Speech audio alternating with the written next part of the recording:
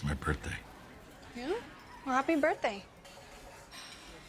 I've rewatched Breaking Bad quite a few times now, and on each viewing, I'm always struck by the way its characters change. Sure, growth and development is part and parcel to any ongoing story, but it's the way that those changes would appear, how they'd adopt entirely different personas at each leg of the journey, all cut from the fabric of who they always were. Walt the teacher is not Walt the dad, or Heisenberg, or this guy. Action figure variants of the same person. Yeah, of course I'm reaching for that metaphor. I've got a problem, man. Persona is Breaking Bad's key method of expression concerning all its subjects: healthcare, industry, family, entitlement, all wrapped up in the journey of a supposedly mild-mannered schoolteacher transforming into a drug baron. Talking about how people inform systems while characters feel informed by them. It's giving a face to those tensions, putting the camera in impossible places to make those systems personalities of their own. Everything has a point of view, and they want you to have an emotional reaction to the fabric of what you're looking at as much as what's happening. By season 5, it's gotten so good at it that the dialogue checks out to power the shot composition, the editing choices, and what I feel is the most personalizing factor: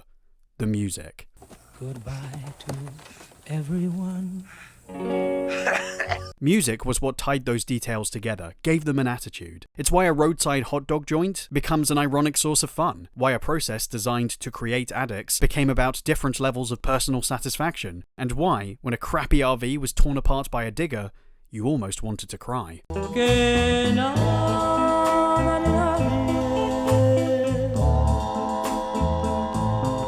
A language was formed from that use of music, and by the time it ended, it was just too good a shorthand to stop using. The only way they were going to keep this alive was to quickly find someone else to use it. And really, there was only one guy. Better Call Saul!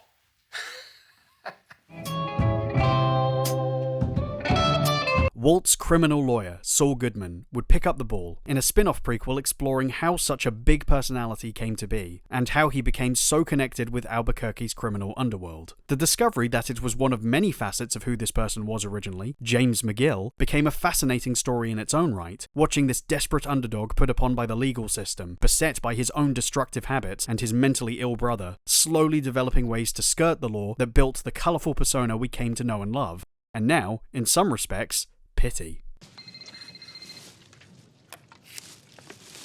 James McGill. That persona allowed him full use of the developed language of Breaking Bad, and while some argue whether or not it makes it the superior show, it's certainly its own flavour, and with a character whose personality begged a soundtrack.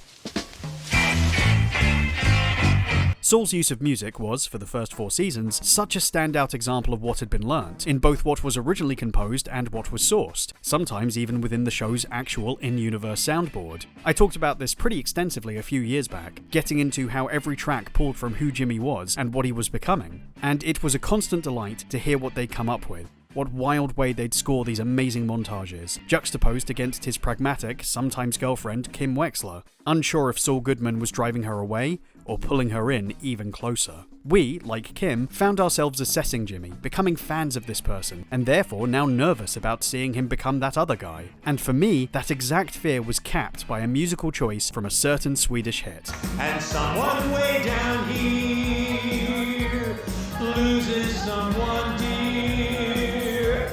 The winner takes it all.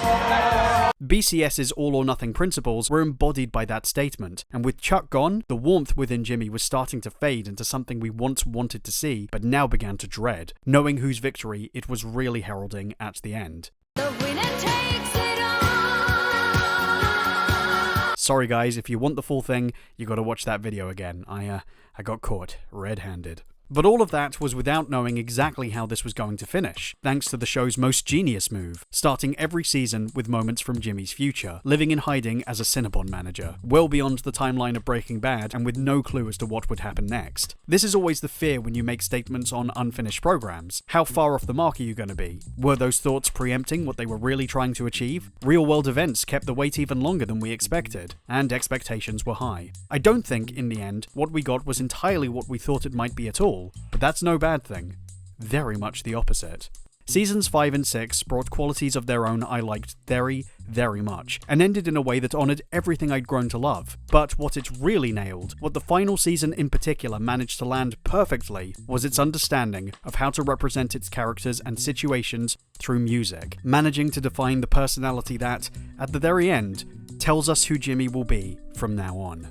I believe that until proven guilty, every man, woman, and child in this country is innocent. And that's why I fight for you, Albuquerque. Better Call Saul. Next. When Season 5 starts, it feels like business as usual. That's not a criticism, just not expected. Jimmy has set aside his life as a legit lawyer working with old folks or corporations, and now peddles himself to criminals, pitched up in his circus tent and putting on a show for the new client base. Very much the Saul many of us anticipated meeting from the start, and underscored by a tip-tapping bit of upbeat jazz, with some grit rubbed into the treads. Press number one. Press number one. Zip your lip and press the button. You keep your mouth shut. Press number one. Keep it charged. Poof, poof, poof. I'm there.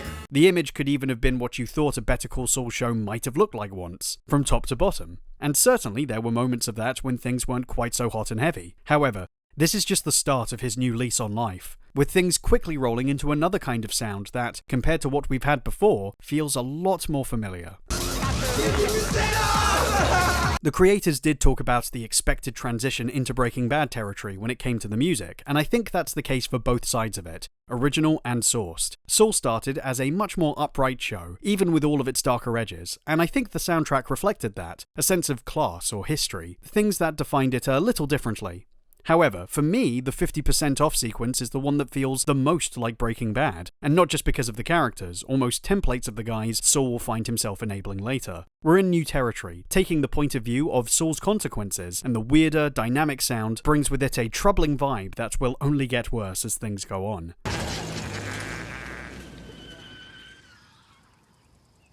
There are absolutely big tentpole musical moments this season, but it also, compared to the first four, pulls back, and I feel that's by design. We were clearly building something in the years prior, experimenting and exploring the tone and character possibilities while establishing who Jimmy McGill was, and what his world was informed by. Chuck McGill's influence had come and gone, Kim Wexler's character was slowly teased out of the process, we even only just introduced a charismatic new threat they'd been going back and forth on establishing from an offhanded comment in the original show, deciding who that person was and why they mattered. We'd been in a sandbox messing around with all these new toys, but with plans to actually finish by Season 6, this leg of the journey meant playtime was over. So, Season 5 had dense plot mechanics, finding ways to actually put all those pieces to practical use, and how they were going to drive us to an endgame. The mechanical nature of finding that path forward meant less time to indulge in exploring its style, which was absolutely fine, and to the benefit of figuring out how the story was going to be completed, only accentuating with stylistic flourishes when appropriate. It's obvious there are new paths they wanted to now lead us down, and music becomes a primer for those ideas, rather than a huge revelatory moment or celebration of things finally completed.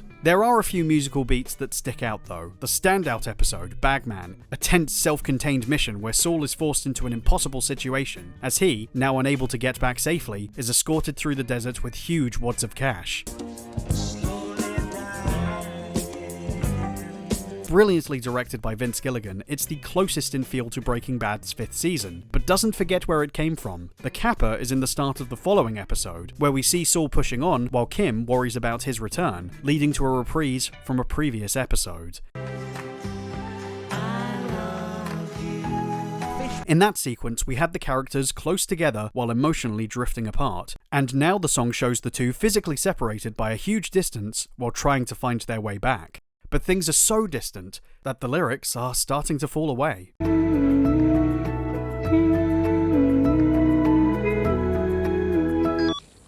It is one sequence, however, that really gets me, one I keep coming back to.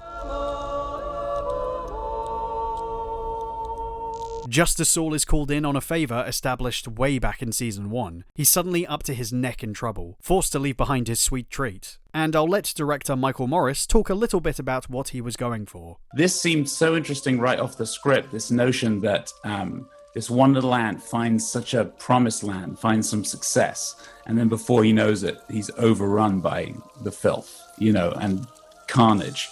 Seems right for this episode. A mint ice cream mountain discovered by a happy ant is an amazing metaphor, and this is the only way to score it correctly, only for it to turn sour as the sound of the ants increase. We realize this mountain of ice-cold, unhealthy, free, minty justice attracts so many thirsty ants in a desert of opportunity, and, unfortunately, they all want a taste.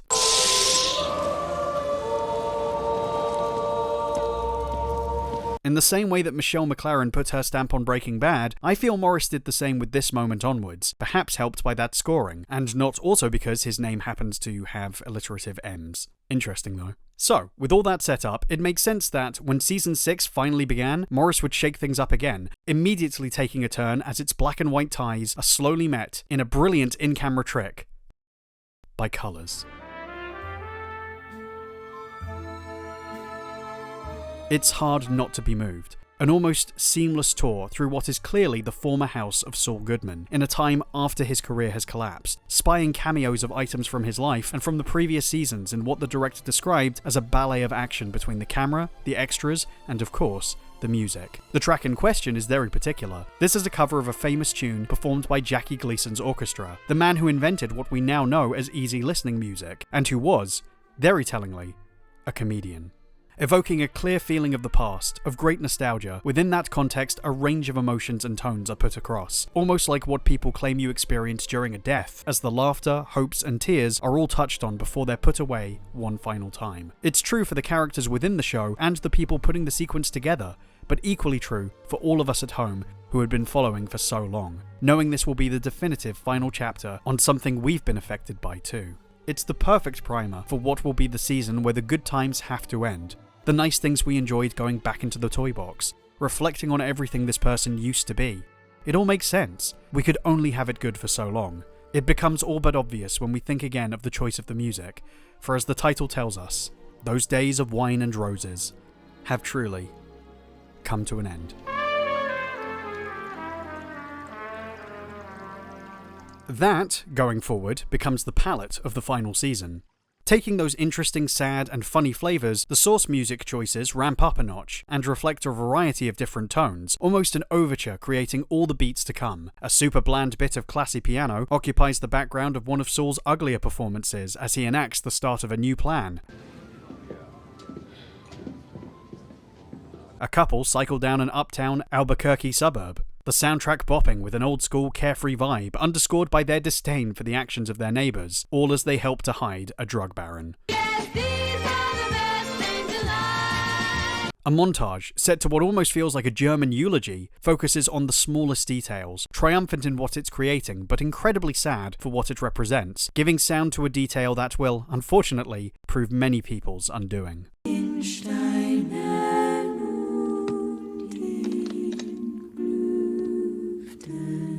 It's understandable they play with us this way, everything emotionally on a cliff, waiting to dive right off, the world teetering on disaster. A point's made to do at least one last round trip of pretty much everyone we've met so far to try and tie things up, all on the cusp of breaking in one way or another, which means we get 100 more shots of Ed Begley Jr. doing this face. Behind all of this is a much more visceral tale of the cartel's actions creeping in, Michael Mando going on the run early in what could be Nacho's last stand, and absolutely nailing the final leg of his journey. No particular track is used to oversell what he's already bringing in this performance, but I do think often on how it was set up, the sound of rain hitting a piece of glass, emphasizing its delicacy in the harshness of the desert. You can tell everyone's bringing their A game for the final stretch, and not just in front of the camera either. Ray, like many of the actors, got a chance to actually direct herself this season, and pulls off the phenomenal sequence where Gus, living around the people protecting his reputation, takes a long walk through the halls against the chilling score.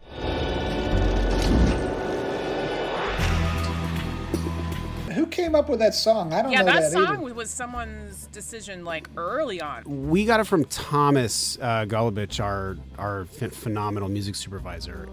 It kind of went as a nice counterpoint to the imagery that we were seeing. It turning suburbia on its head, and it just seemed like the right vibe. It was great. Really, she gets a chance to shine in many different ways, with the character story now fully realised right down to an elaboration on her past life, and the noise she was surrounded by. You got away with it.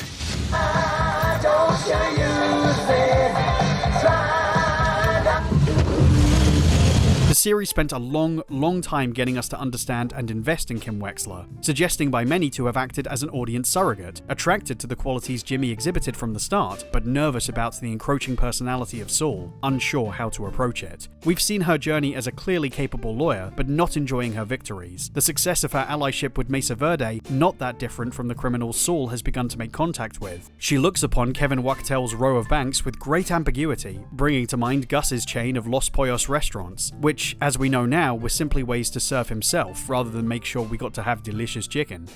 Yummers. We empathize with her, constantly trying to assess if maybe Jimmy has a point, and that there's no harm in messing with these masters. So, when Kim starts doing things we wouldn't do, making choices we're distant from as a viewer, she becomes distant herself, almost unpalatable, knowingly contributing to something messed up, and thinking that the good she tries to do will mitigate it, somehow, to keep Jimmy's actions accountable. Yet, in Season 6, it's Kim who ends up pushing Jimmy and doing most of the manipulating. You think you've lost everything?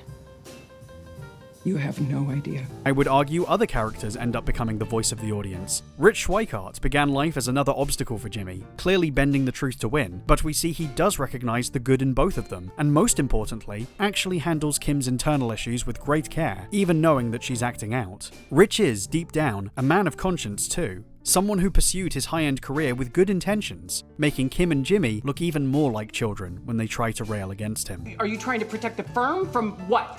Kim, I'm not trying to protect the firm. I'm trying to protect you. I don't need your protection. I need to represent my client. If that's how you want it. Their joint descent is characterized brilliantly, but this is all to establish the biggest turnaround, the moment they take it way too far, planned all the way from the last season, and on a character who, for my money, is the character of the series. Because I'm going to dedicate my life to making sure that everybody knows the truth. Believe it. I do think Howard's existence was beautifully detailed, from the performance to the writing. You are welcome to keep it to yourself.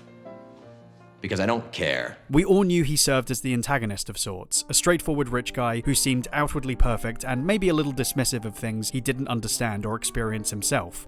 But he wasn't unlikable, proving often that he wanted to be fair and, as we discovered, not actually responsible for the hurt inflicted on Jimmy, nor immune to his charms.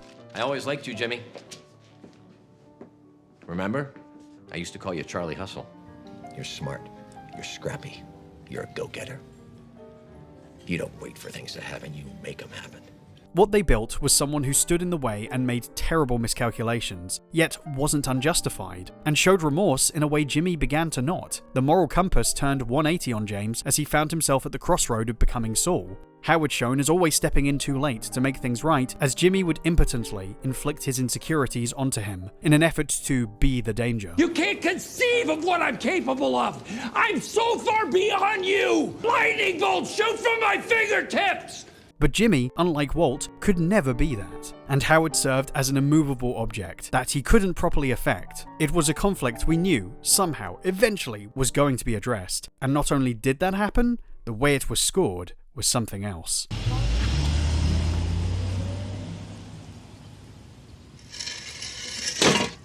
Really, the final season's use of a sourced soundtrack in its first half often falls on Howard's shoulders within Kim and Saul's final revenge plan, the through line leading to the major events to follow, and I guess tying us stylistically all the way back to the start. Tony, good to see you. There's this quirk of listening to classical music that seems incidental while we figure out exactly what the play is, until it becomes the score of Jimmy's scheme, moved from behind the radio to the show's non-diegetic score, as he creates a new key for his car, something worthy of fooling Howard, contextually now a work of art.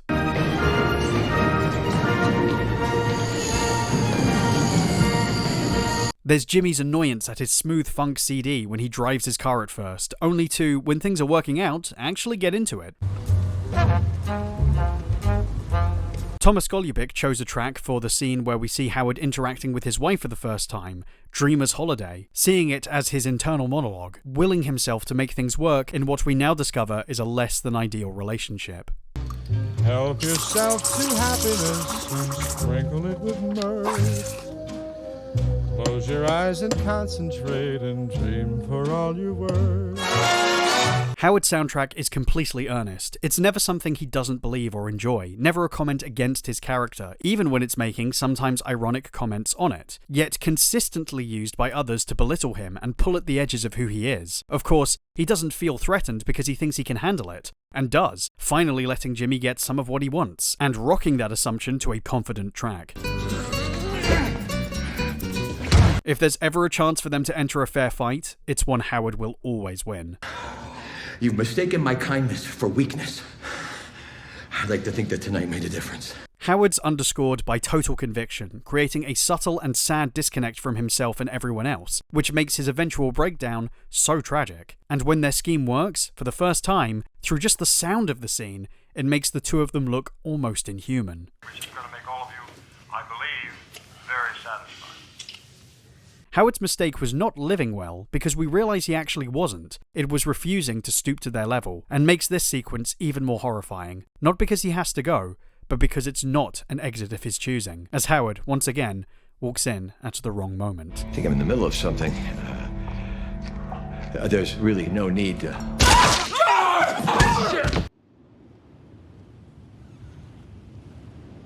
This intro is a goodbye to Howard, but it's also a very carefully constructed narrative. We can understand the story they're trying to tell, of someone who left this world behind because of his own actions, a person who was loved but couldn't face it anymore, presented in an emotive yet dignified way, tied together by the fact that the underscore is one of his favourite pieces of music. It's the music that makes this image's story, and only works, has the impact required, because it's shoved right up against the reality. Let's talk. Howard's perfect end is not his perfect end. What would he have really wanted? What would he have chosen? How would he have wanted to go? We'll never know, and much later, the song that follows in the aftermath of this mess knows it will never be true either.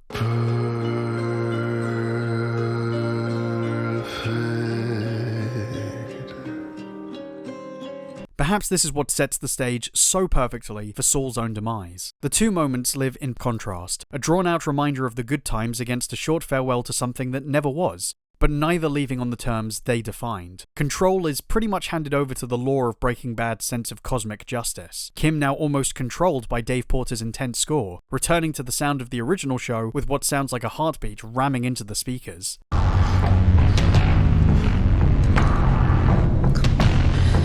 The natural forces at play push Jimmy into the back seat, not letting him be a part of the action that follows, and to me, that all felt disturbingly correct. Swept away by what Season 5 signified as a literal storm. I've seen various complaints that Lalo was too easily dealt with, expecting a much more surprising end or a huge twist that would see him come back, all of which feels like an awfully played out alternative. Lalo is fascinating because of the impression he leaves. He really is the anti-Saul, someone whose swagger isn't an act. This is just who he is, and like Jimmy, he's able to pull people in, to create this idea of himself almost as a supervillain. Like when he did this, that was kinda crazy. But the truth is, this is just an impression. Lalo was able to fool everyone into thinking he was more than a man, but in the end, he got what he really wanted. To lift Gus's public mask and see what he thought was true all along, wanting nothing more than to rattle his cage, and Gus is indeed rattled, never allowing himself a special occasion again. It's the core difference. Gus is underestimated while Lalo is overhyped, and Lalo knows it. So it doesn't matter what sound he ultimately makes. He wins.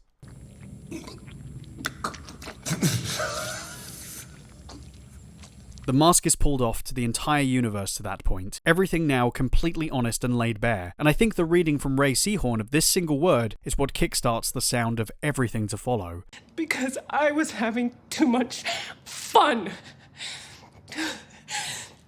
Turning the word itself into something dirty, finally dragging it out of her after remaining unspoken for so long as it sits there all rotten, is what I think kills its meaning for Saul, who now refuses to even engage with its actions on any level, unwilling to hear that word any longer.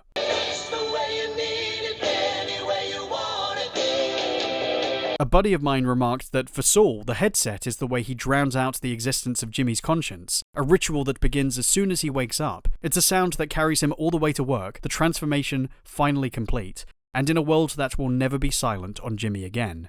even if it ignores reality.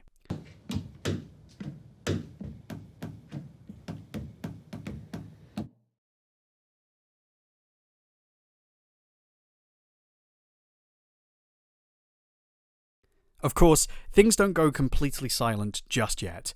As of episode 9, Saul is over. Gene is the dominant persona. We're all caught up and following where the story is now. Presented in black and white, the colour of his former life drained completely. Previous sequences in this style, presenting the character at the beginning of each season, had nostalgic tracks. A lot of easy listening pieces that represented his current life going through the motions. Tinged with a sense of the past, his mind clearly elsewhere, the final track introducing his world the least surprising of the bunch, on purpose. Welcome to my world. But that story saw him confronted by someone who recognised him, the flash of his old life coming back, and Gene decided he was going to deal with it on his own terms, which is, really, how episode 10 is presented.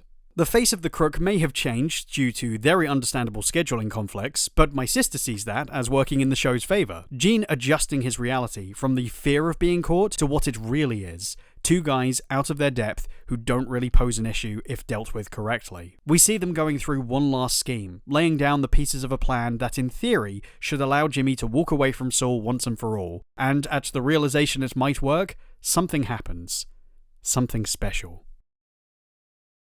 Lalo Schifrin is a hugely inspirational musician for Peter Gould. He composed the Mission Impossible theme, was a great influence in Gould's life and approach to music, his name even the inspiration for one of the characters. But this track becomes the focal point of the entire story, one appropriately titled Jim on the Move.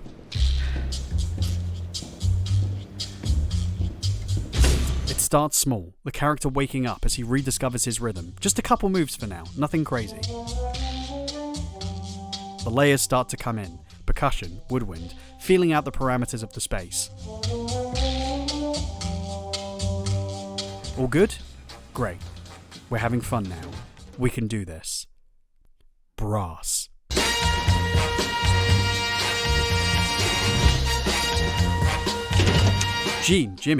Saul places his feet slowly back on the floor, making moves until they're perfected, the music building and building and building until we're there, we're here, we're loving it, we're so back. The Saul Machine, a montage of well-timed moments to an extremely flashy song, turns Gene's world from black and white to vibrant colours, purely in its music. Everything we loved about the show, everything Gene loved about Jimmy, and man, it is euphoric.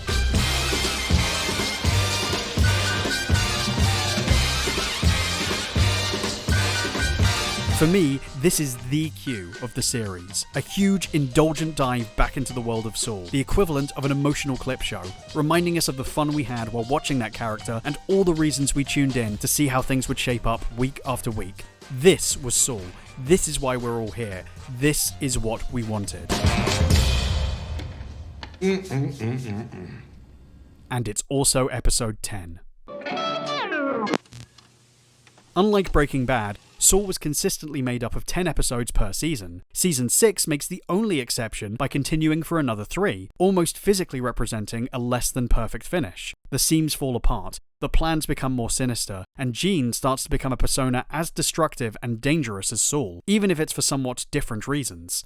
Everyone thinks about the cut from Gene to the grave, which is a hauntingly brilliant image. Though I also think about the mess of ID cards, the identities of hundreds against what is essentially a ghost. No, a vampire drinking up their lives, once he can't live himself.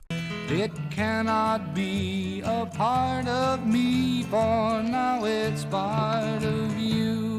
There was this piece of fan art made around the time, and I think it really spoke to what I was feeling. The way the show had turned grim right at the last moment, and even the music represents a slightly off feel. The colours no longer what they were as we tried to reach that high a second time. The tide is high, but I'm holding on. We, as an audience, are essentially being punished. Yeah, it was fun to get back to the swing of things and enjoy our time with Saul, but there was literally no world where that happens without ruining Jimmy's life. It wasn't me!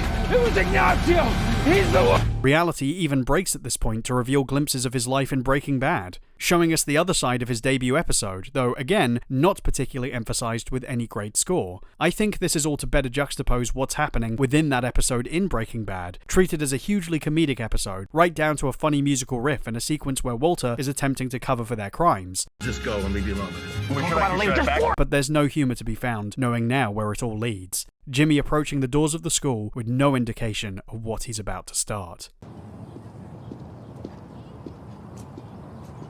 Likewise, we see what became of Kim's life. Not to tangent completely, but something I like is the way they've made it appear so bleak. They made every effort to make her surroundings look garish and upbeat, even in black and white, but having known Kim, and the world she rocks, it's anything but. A self-inflicted punishment where she's made herself completely subservient to a world drained of her preferred colours and sounds. Yep. Very upsetting, but to a point. Kim proves she's still able to make good on the promise she made early on, that she can ultimately save herself, and does. Not only trying to atone for her actions, but to prove her life is still of value. All to preface the very last needle drop of the show.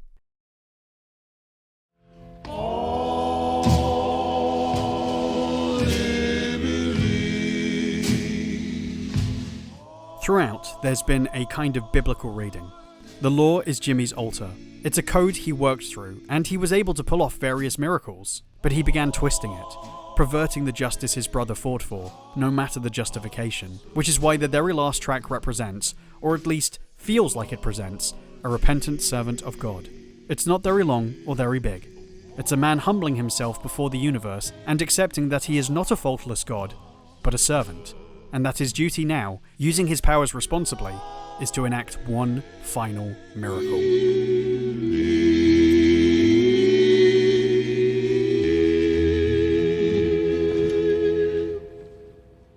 Kim was, as she promised, able to save herself, and Saul, for the first time, will be the one to save the person who needed saving most of all. And I'll live with that. And that seems, more than anything, to be the great character differentiator of personality between James McGill and Walter White, represented purely through music. Walt changes, but mostly in becoming more honest about his selfish desires, punished for acting on them, but kind of going out in an idealized, equally selfish way. His final scene, looking on his work, successful in defending his legacy and taking revenge with a smile, decides to underscore itself with something bombastically fitting, a piece of music that represents what he cared for, and leaving you to decide whether or not his personal sense of triumph was satisfying to anyone other than himself.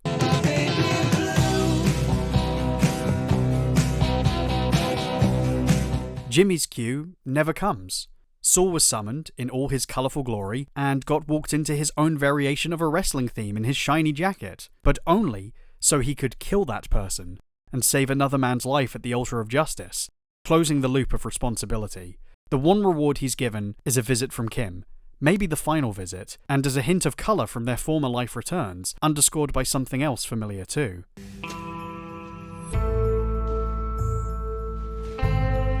But that's all we get. Jimmy has lived his story to its end, the need for dramatic punctuation now totally over, allowing him to go back to what his life has always been since the start. Silent. I think it's to both shows' strengths that things worked out this way. It's difficult for me to put one over the other, when both feel so perfectly suited to what they were attempting to accomplish with their characters, only proving that the teams behind both, many of them the same people, knew what they were doing. They nailed Season 6 of Saul because they were able to nail everything that came before, knowing there was music to be found in everything, including a name. Better Call Saul. Better Call Saul. Better Call Saul.